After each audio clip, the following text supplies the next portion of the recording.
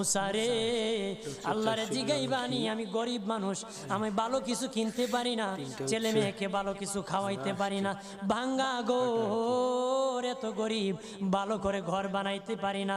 আল্লাহরে জিগাইবানি কি করলে আমার উন্নতি হবে, ধনী হব, টাকা পয়সা হবে, আল্লাহরে জিগাইবানি।